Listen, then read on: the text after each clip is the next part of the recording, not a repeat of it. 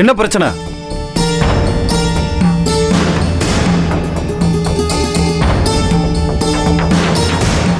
என்ன சத்தம் இங்க? சார் இவங்க தான் தேவையில்லாம வந்து பிரச்சனை பண்ணிட்டு இருக்காங்க சார். இங்க ஆதரவு சொல்லி யாரு? சார் என் தங்கச்சி தான் சார்.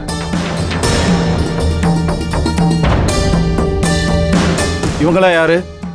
இவங்களாம் தான் சார் என் ஃபேமிலி. அப்ப இவங்களுக்கும் எங்களுக்கும் எந்த சம்பந்தமும் இல்லை. அப்ப நாங்க யாரு? ஏமா நம்ம தெரியாதுங்க. சாமரு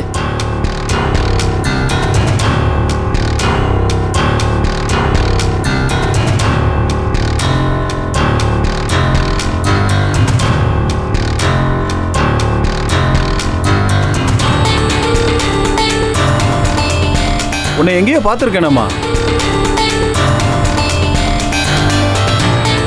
மா யார் நீ? இங்க வா. நீங்க புளிய நல்லபடியா பாத்துக்கங்க, நாங்க வரோம். ஏமா வாடா, மாதிரியா பாத்துட்டு தான் போவோம். வாடா நீ. இருமா, எங்கம்மா கூட்டிட்டு போற? பதுங்கிட்டு ஓடுறா.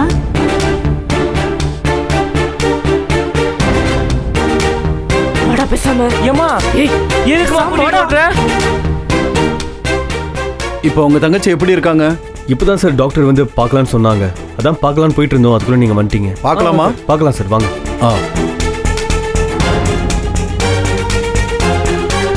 வாடா சீக்கிரம் வாடா பேசாம. வா வா வா. ஏம்மா வா. ஏம்மா விடுமா என்னையா? ஏன் ஆளை பார்க்காம நான் வரமாட்டேன். அந்த பையன் போறான், நான் போறதுக்கு என்ன? பயலே முதல்ல வண்டி எடுறா. அந்த உள்ளூர் அழகே அப்புறம் பாத்துக்கலாம், வண்டி எடு. ஏம்மா கிறுக்கு எனக்கா உனக்கா? கொஞ்ச நேரத்துக்கு முன்னால மருமூல பாத்துட்டு தான் நகர்வனு கிடந்து உருண்ட, இப்ப பம்மிட்டு ஓடியார. அப்படி என்ன வந்து உனக்கு? பாரு, ஓங்கி ஒண்ணு விட்டேன்னு வச்சுக்கோ, அவ்வளவுதான். இதுவரை மரியாதை வண்டி எடு. நீ வேணா போமா, நான் யாரை பார்க்க வர மாட்டேன். அந்த அருண் மூஞ்ச பஞ்சராக்கிட்டு என் ஆளை பார்த்துட்டு அவன். அந்த இன்ஸ்பெக்டர் யாருன்னு தெரியுதாடா உனக்கு? இன்ஸ்பெக்டரா? யாரு? ஆமாண்டா, அந்த ரமேஷ் கேஸ்ல நம்ம 2 பேரையும் கோத்துட்டு உள்ளத்துல பார்த்தானே அவன்டா. அந்த வெறப்பு வீராசாமியா இவரு? அவனே தான்டா. இந்த பாரு, அவனுக்கு நம்மள சரியா அடையாளம் தெரியல. இன்னும் கொஞ்ச நேரம் அங்க இருந்தோன்னு வையே, நம்மள கண்டுபிடுவான். இங்க பாரு, மரியாதையே கிளம்பிடலாம். மொத்த கதையும் வெளில வந்துச்சு, அந்த அழகி உனக்கு இல்ல, அப்படிதான். இந்த பாரு, அதான் பொழைச்சுக்கிட்டால, இங்கதான் படுத்து கிடக்கும். எப்ப வேணா வந்து பாத்துக்கலாம். எல்லாம் அடங்கட்டும், நீ வண்டி எடுறா. அப்படியே அயல் நாட்டு அதிபர் யோசிச்சுதான் முடிவு எடுப்பாரு. போய் வண்டி எடுறா, அடங்கடா. எடுறா, போடா போடா போடா, எடுறா எடுறா. இல்ல சார், வேற எந்த பிரச்சனையும் இல்ல. Love matter sir. வீட்டில் ஒத்துக்கலன்னு சொல்லி சூசைட் அட்டெண்ட் பண்ணிருக்கு. ஆமா சார், ஸ்டேட்மெண்ட் எழுதி வாங்கிட்டேன். எல்லாம் கிளியரா இருக்கு சார். ஒன்றும் பிரச்சனை இல்லை sir. Okay sir, okay okay.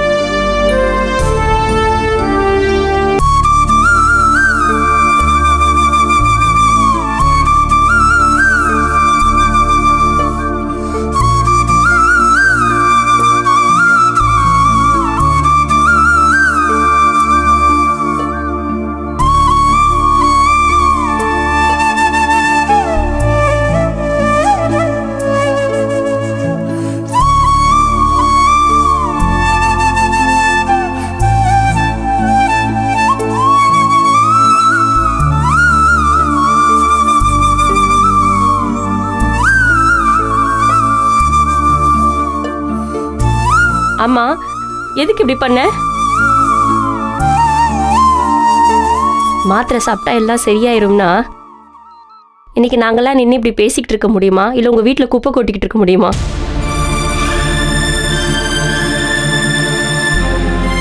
உங்க வீட்டை பத்தி உண்மை தெரிஞ்ச அன்னைக்கே நாங்கெல்லாம் மாத்திரையை போட்டு போய் சேர்ந்துருக்கணும். பிரச்சனை கொடுக்குறவங்க கிழங்காட்டம் இருக்காங்க. நாம ஏன் சாகணும் சொல்லு? எவ்வளவு முட்டாள்தனமான டெசிஷன் தெரியுமா அது?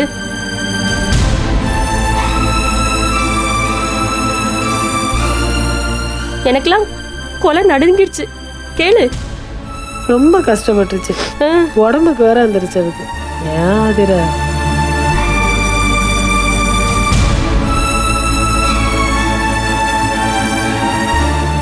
ஆதிர, நீ படிச்ச பொண்ணு தானே? வெளியில போய் 4 பேரோட சேர்ந்து படிக்கிற. ஐஏஎஸ் கோச்சிங் வேற போயிட்டு இருக்கல. சொசைட்டில நடக்கிற எல்லா பிரச்சனைகளையும் பார்த்துட்டு தானே இருக்க, படிச்சுக்கிட்டு தானே இருக்க. அந்த எக்ஸ்பீரியன்ஸை மனசுல வச்சுக்கிட்டு முடிவெடுப்பேன்னு பார்த்தா இப்படி பேக்வேர்டா பிற்போக்குத்தனமா சாகணும்னு முடிவெடுத்தா எப்படி கண்ணு?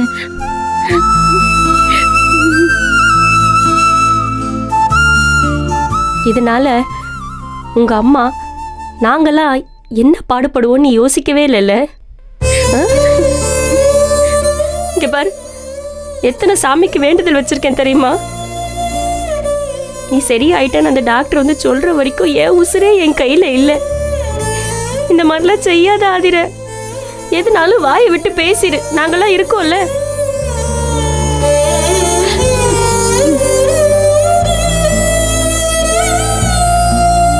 நீ அழாத.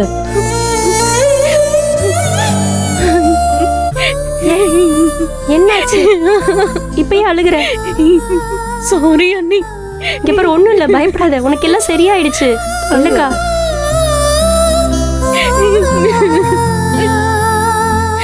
அழாத, ஸ்ட்ராங்கா இரு. அண்ணி சாரி அண்ணி. நான் உங்களெல்லாம் எவ்வளவு மோசமா பேசியிருக்கேன். ஏ நீங்கெல்லாம் எங்க வீட்டுக்கு வேலைக்கு வந்த அடிமைங்க மாதிரி ட்ரீட் பண்ணிருக்க. ஏ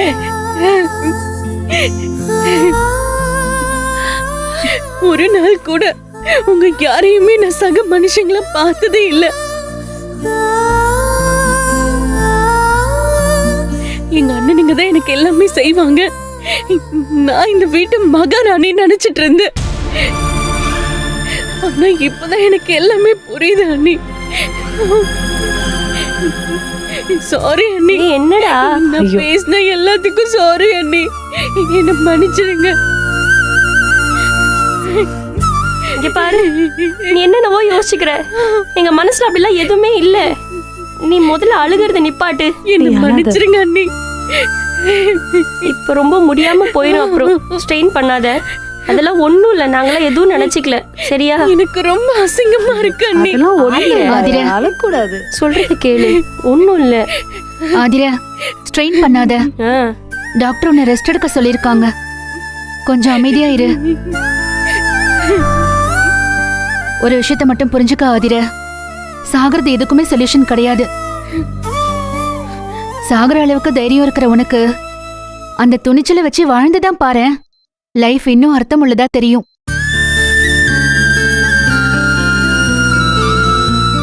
நீங்க 2 பேரும் சேர்ந்து வாழறதுல உங்க லைஃப் மட்டும் இல்ல, உங்களுக்காக இவ்வளவு செஞ்ச எங்களுக்கும் நிம்மதியா இருக்கும்.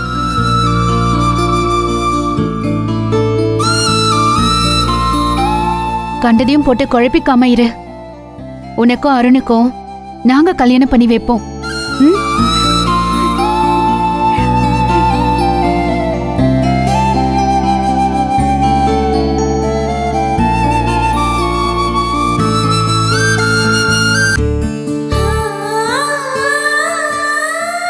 ஆதிரா,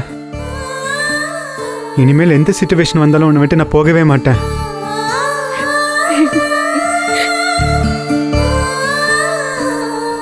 என்னோட லைஃப் பார்ட்னர் நீ தான். இங்க பாரு, பிரச்சனைன்னு வந்தா ஒன்னா ஃபேஸ் பண்ணி ஜெயிப்போம் நம்ம.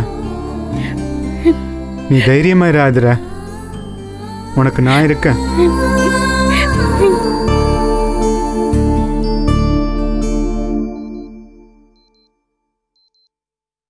நமக்கு இத்தனை பேர் சப்போர்ட் இருக்காங்க.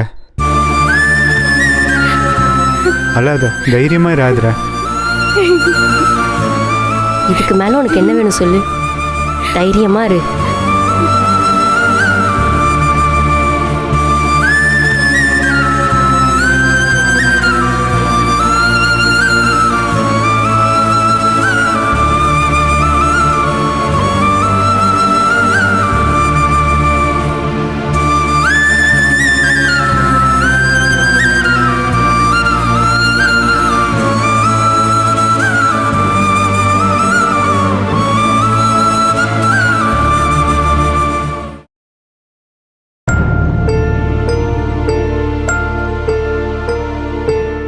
ரொம்ப டயர்டா இருக்கு. அக்கா தண்ணி. ஐயே, இப்பதான் தண்ணி குடிக்கணும்னு நினைச்சுக்கிட்டே இருந்தேன், வாங்கிட்டு வந்துட்டீங்க. நல்லா இருப்பாப்பா நீ.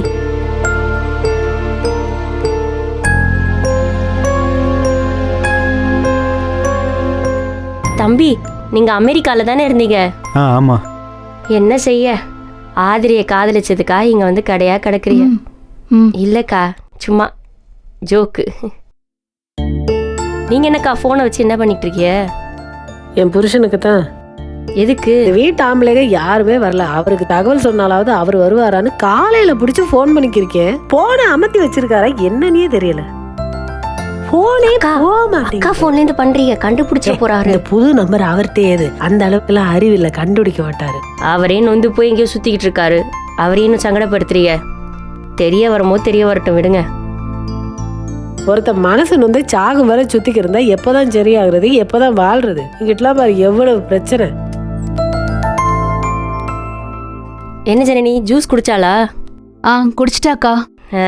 வீட்டில் போட்டு வச்சிருந்த ஜூஸை குடிச்சிருந்தாலே இந்த பிரச்சனை வந்திருக்காது.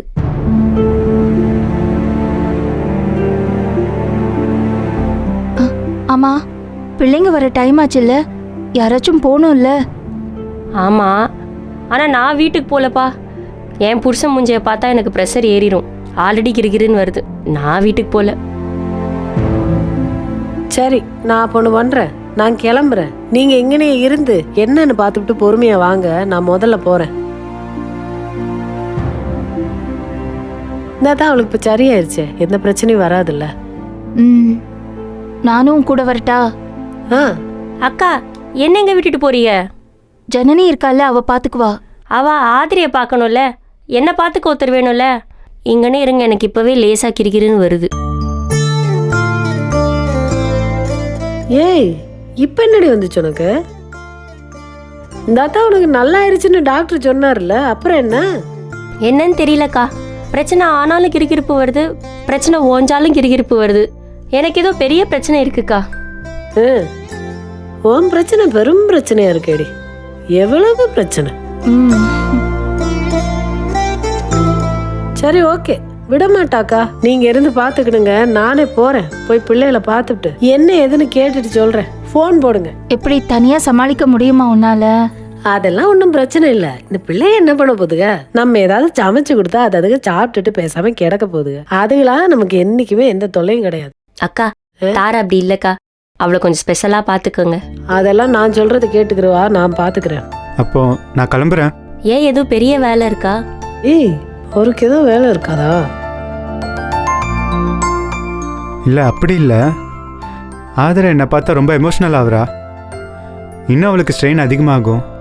அதான் அவள் கொஞ்சம் பெட்டர் ஆனதும் நான் வந்து பார்க்குறேன். நீங்க இவ்வளவு தூரம் வந்ததே பெரிய ஆறுதல் தான் தம்பி. நீங்க மனசுல எதுவும் வச்சுக்காம ஓடி வந்ததுக்கு ரொம்ப தேங்க்ஸ். பரவாயில்லங்க, அவளை பார்த்துக்கோங்க. எதா இருந்தாலும் I'm just one phone call away. ஓகேங்களா? சரி. எதுவா இருந்தாலும் நாங்க உங்களுக்கு தான் தம்பி கால் பண்ணுவோம். ஏன்னா வேற யாரும் இல்லைங்கண்ணா, சக்தி மட்டும்தான் இருக்கா. சரிங்க, போயிட்டு வரேன். வாங்க தம்பி.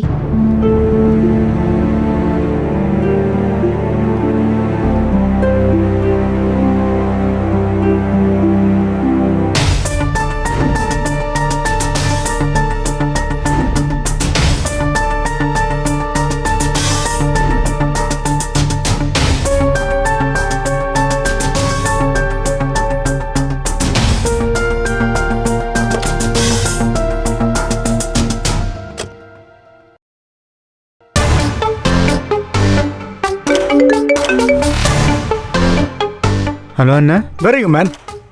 வை did you pick the call? சாரிண்ணா, ஃபோனை காரில் வச்சிருந்தேன். உடனே கிளம்பி எஸ்பி ஆஃபீஸ்க்கு வா.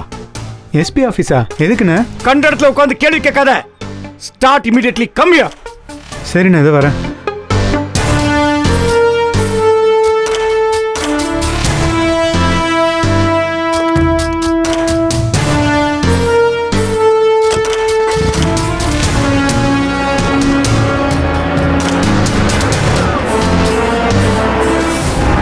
ஏங்கா, அத்தைட்ட சொல்லிடுவோமா? அதான் நல்லாயிட்டால. அதை தாண்டி நானும் சொல்றேன். ஜனனி சொல்ற மாதிரி நல்லாயிட்டால எதுக்கு சொல்லணும்? அவங்க வேற வந்து இங்க கடந்து உருண்டு அவங்க உடம்புக்கு எதுவும் பிரச்சனை வந்துட போகுது. ஆமா ஆமா, இன்னொரு கிரிட்டிக்கல் கேஸ்லாம் தாங்காது. அவங்க முதல்ல இருந்து ஆரம்பிப்பாங்க, நம்மளே பாய்வாங்க. என்னைக்கெல்லாம் உனக்கு இன்னைக்கு தான் அத்தை மேல பாசம் பொங்குதோ, கொஞ்சம் அமத்து. பொங்கலக்கா, அமத்திட்டேன், விடுங்க. அமத்தி விடு, அதுதான் உனக்கு நல்லது. சரி, நான் கிளம்புறேன். ஏதாச்சும் சமைச்சு உங்களுக்கு யார்ட்டையாவது கொடுத்து விடவா? வேணாம் வேணாம், நாங்க பக்கத்துலயே மசால் தோசை பரோட்டான்னு ஏதாவது வாங்கிக்கிறோம். அதுதானே, என்னடா இன்னும் ஆரம்பிக்கலையேன்னு பார்த்தேன். இல்லக்கா, மதியத்துலேருந்து சாப்பிடல. அதுவும் இல்லாம நீங்க பிள்ளைங்களும் பார்த்துட்டு சமைக்கிறதுலாம் சிரமம் தானே, அதை எடுத்துட்டு வந்து கொடுக்கணும். சமைச்சதே இல்லை பாரு. பசிக்கும்ல, சாப்பிடணும்ல. சோறு முக்கியம் இல்ல. சரி இரு, உனக்கு என்ன வேணுமோ வாங்கி சாப்பிடு, நான் போறேன். இருங்கக்கா, அக்கா வந்தா மதியத்துலேருந்து சாப்பிடல. நம்ம ஒன்று செய்வோம், கேன்டீன்ல போய் டீ குடிப்போம். அப்புறமா சக்திகிட்ட சொல்லி வாங்கிட்டு வர. ஆமா, சக்தி எங்க? தெரியல அக்கா, கீழே மெடிசன் வாங்க போயிருக்காரு. சக்திகிட்ட சொல்லி டிஃபன் வாங்கிட்டு வர சொல்லுவோம். சரியா? சரி வாங்கக்கா. இப்போ டாக்டர் வர டைம் ஆச்சு. ரவுண்ட்ஸுக்கு வருவேன்னு சொன்னார்ல, நான் இங்க இருக்கேன், நீங்க போயிட்டு வாங்க. அப்படியா? உங்களுக்கு வாங்கிட்டு வந்துடுறோம். ரேணுகா, ஆட்டோக்கு காசு? ஆமா, என்னட்ட காசு இரு, இல்ல. தரேன். அப்படியே தானே ஓடியாந்தோம். ஆமா, இப்ப காப்பி குடிக்க அது நான் போன்ல பே பண்ணிடுறேன். சக்தி கீழே தானே இருக்கா, அவன்கிட்ட இருக்கும். தருவா, வா வரேன்க்கா. பாத்து நான் போங்க. போய் போன் அடிக்கிறேன். வந்துடுறேன்க்கா. வரேன். சரி.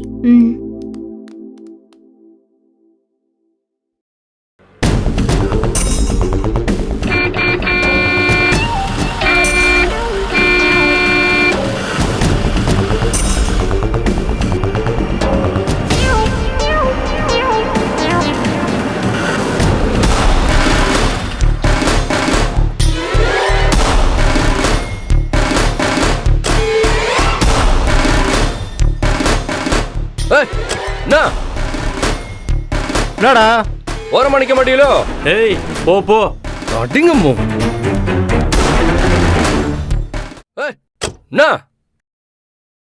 என்னடா ஓரம் மணிக்க மாட்டீங்களோ? ஏய், போ போ. அடிங்கம்மோ. யார் அவங்க?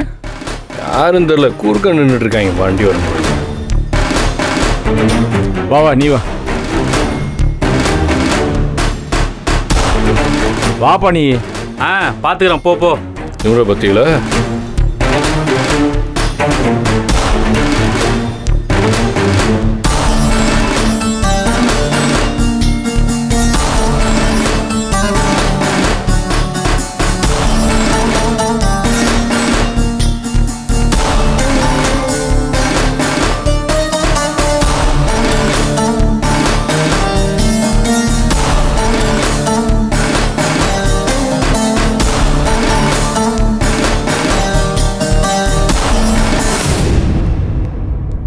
ஆனந்த், மினிஸ்டர் வந்துட்டாரா? அப்படியா? நான் ஒரு 20 மினிட்ஸில் கிளம்பிடுவேன். இங்கே ஒரு சின்ன பிரச்சனை, சால்வ் பண்ணிட்டு வந்துடுறேன். நீ கொஞ்சம் அங்கே பார்த்துக்கப்பா. ஓகே. அண்ணா உட்காருங்கண்ணா.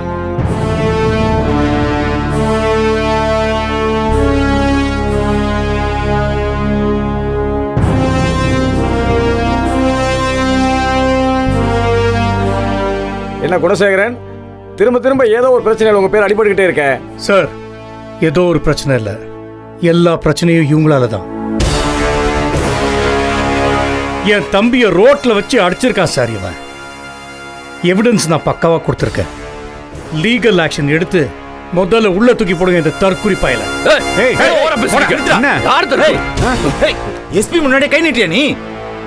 தம்பி, லாஸ்ட் டைமே உன் பேச்சு சரியில்லை, போனா போதுன்னு விட்டேன். ரொம்ப ஓவரா துணிக்கிட்டு திரிகிற நீ. எத்தனை பேரை அடிக்க பாய்வ நீ? போலீஸ் ட்ரீட்மெண்ட் உனக்கு தெரியுமில்ல? வெளியில தெரியாம உள்ள இருக்கிறதெல்லாம் கலட்டி எடுத்துருவோம், ஜாக்கிரதை. என்ன எஸ்பி சார், வார்த்தையெல்லாம் கடுமையா இருக்கு. பின்ன நடு ரோட்ல வச்சு அவர் தம்பி அடிச்சிருக்கான், அதுக்கு அவர் கோவப்படுறதுல நியாயம் இருக்கு. உங்க தம்பி பாயிறான். என்ன சார், ஒரு பக்கம் சாஞ்சி பேசுற மாதிரி இருக்கு. சார், ஒரு பக்கமும் பேசல, ரெண்டு பக்கமும் பேசல, நியாயத்தை பேசிக்கிட்டு இருக்கேன். ஏதோ பெரிய எடுத்த விஷயம், ஒரு குடும்ப விஷயமா இருக்குன்னு நான் அமைதியா கூப்பிட்டு பேசிட்டு இருக்கேன். எது குடும்ப விஷயம்? யார் குடும்பம்? இவன் தம்பி பொறுக்கித்தனம் பண்ணிட்டு தெரியறது குடும்ப விஷயமா? ஏய், மரியாதையா பேசு. ஏய், உனக்கு என்ன மரியாதை? ஏய், என் வீட்டு வாசல் வந்து நின்று குடைச்சல் கொடுத்தியா இல்லையாடா? வாய் திறந்து சொல்ற. இவனை சும்மா வந்தானா? உன் தங்கச்சி இவனை கல்யாணம் பண்ணிக்கன்னு கெஞ்சி கெஞ்சி வந்தா. பாவம், மனசு தாங்காம போனா சார். தப்பா? அவ கெஞ்சினா இவன் வந்துடுவானா? உங்களுக்கு அறிவில்ல? ஏடா, நீங்க தானடா சொல்லி தெரிவிய என் குடும்பம் கேவலமான குடும்பம்னு. அப்புறம் எதுக்கு வந்தியே? கேவலமான குடும்பம் நமக்கு சரியா வராதுன்னு உங்களுக்கு தெரிய வேண்டாமா? சார் இது நியாயம் சார், கரெக்டாக சொல்றாரு. அதாவது எங்க வீட்டு எச்ச சோறு சாப்பிட்ட வீட்டில் போய் பொண்ணு கேட்டா பாருங்க, அது தப்பு தான், மிஸ்டேக். நான் ஓர பேசிட்டு இருக்கேன். கதிர்வேல, நீ என்ன சவுண்டு விட்டாலும் இதான் நிஜம்பா. உங்க அண்ணன் ஒழுங்கா சாப்பிட ஆரம்பிச்சது எஸ்கேஆர் வீட்டுக்கு வந்த அப்புறம் தான். என்ன குணசேகரன், பழைய வரலாறுலாம் சொல்லவே இல்லையா தம்பிக்கிட்ட? இல்ல தெரியாத மாதிரி நடிக்கிறானா உன் தம்பி?